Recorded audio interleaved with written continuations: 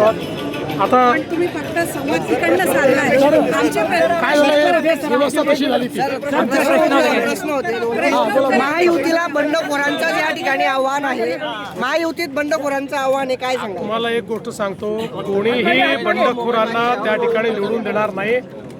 लोक महायुतीच्या पाठीशी आहेत, बंडखोरांना कोणी निवडून देणार नाही.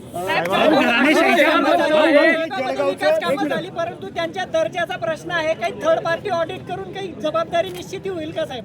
अशा प्रकारे जर कुठे दर्जाचा प्रश्न असेल तर त्याची सुधारणा निश्चित केली जाईल.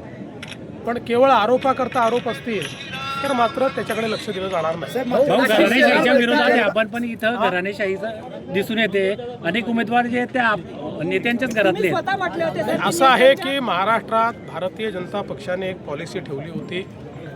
त्या अंतर्गत आम्ही हा निर्णय केला आणि जवळजवळ सगळीकडे आम्ही अशा पद्धतीनं कुठलेही नवीन उमेदवार दिले नाही. 1-2 ठिकाणी अपवाद झाले, कारण त्या ठिकाणी फॉर्म भरून टाकले होते आणि मग दुसरा वेळेवर अल्टरनेट उमेदवार आम्हाला आणता आला नाही. असं केवळ 2च ठिकाणी घडलेलं आहे, बाकी ठिकाणी आम्ही हे केलेलं नाही.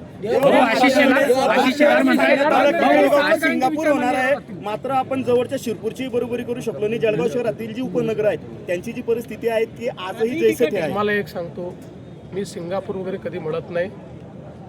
आपलं जळगाव हे आपलं जळगाव आहे, आपली संस्कृती वेगळी आहे.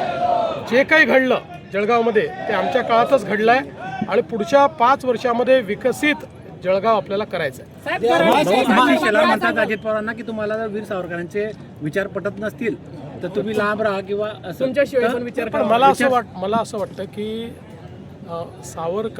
वीर सावरकरांचे विचार हे अजितदादांनी त्याचा विरोध करण्याचं कारण नाही. त्यांनी कधी केलंही नाही.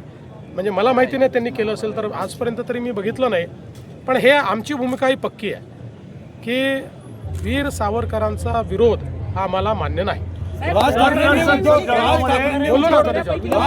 उद्धव ठाकरेंना पक्ष सरेंडर केल्याचं दुरी म्हणतायत भाजपमध्ये गेल्यानंतर.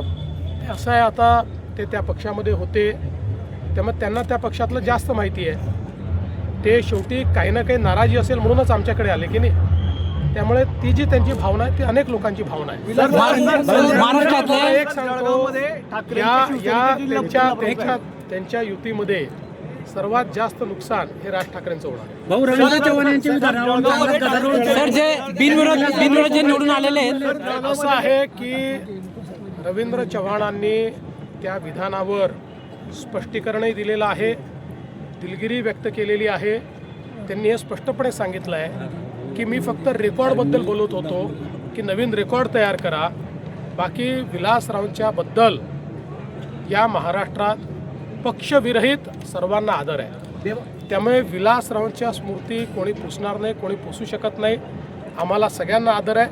आम्ही जरी काँग्रेसच्या विरुद्ध लढत असलो तरी देखील विलासरावांच्या संदर्भात आमचं सगळ्यांचं असं मत आहे की महाराष्ट्रातले जे प्रमुख नेते आहेत, ज्यांनी महाराष्ट्रामध्ये उत्तम काम केलं, त्यापैकी एक विलासराव आहेत. आणि हे स्पष्टीकरण रवींद्र चव्हाण साहेबांनी दिलेलं आहे.